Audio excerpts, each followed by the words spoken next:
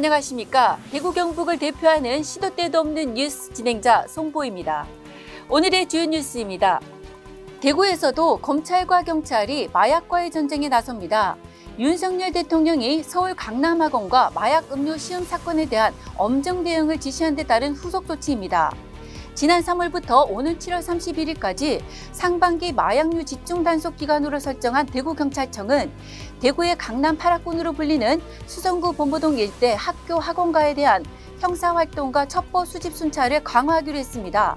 대구지검도 조만간 협의체를 열고 경찰 등 유관기관과 대응 협의에 나섭니다.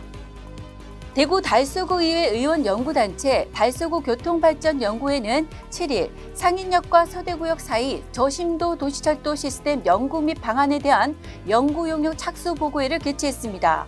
이번 연구용역은 개통 1년째를 맡고 있는 서대구역의 미래지향적 발전 사항을 제시하기 위해 결성됐습니다.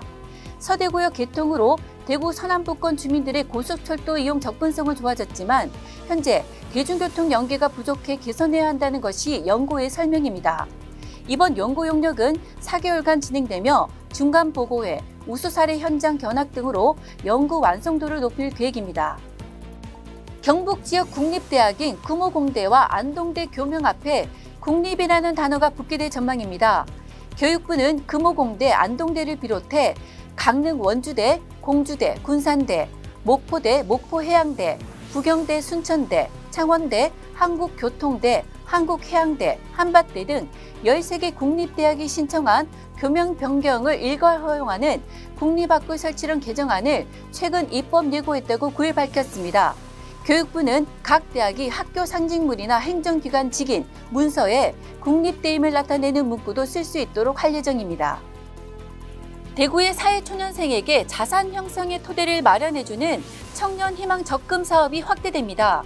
9일 대구시에 따르면 올해 청년희망 적금 예산은 10억 8천만 원으로 총 900명이 참여 가능합니다. 예비 후보도 선정합니다. 월 근로소득 기준은 62만 원에서 250만 원으로 넓히고 부양 의무자 기준을 완화합니다. 적립 방식은 본인이 12개월간 월 10만 원씩 적립하고 대구시에서 120만 원을 지원합니다. 지원 대상은 대구시에 주소를 둔 만 19세에서 39세까지의 고용보험 가입 청년입니다. 대통령실은 9일 국민제안 2차 정책과 과제 15건을 공개했습니다. 주요 분야는 취약계층 지원, 공정과 알 권리 제고, 국민 안전 향상, 일상 속 불평과 불합리 해소 등 4가지입니다.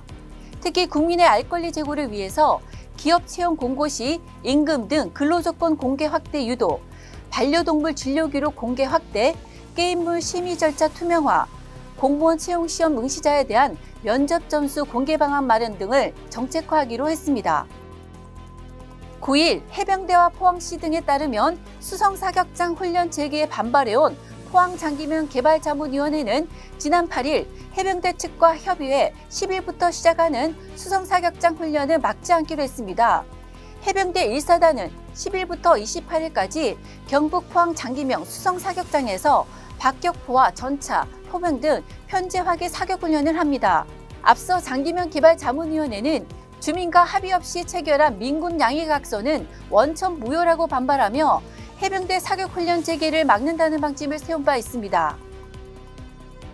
오늘 대구 경북의 날씨는 가끔 구름이 많겠습니다. 일부 지역에 건조특보가 내려진 가운데 바람이 강하게 불어 화재 예방에 각별히 주의할 것으로 보입니다.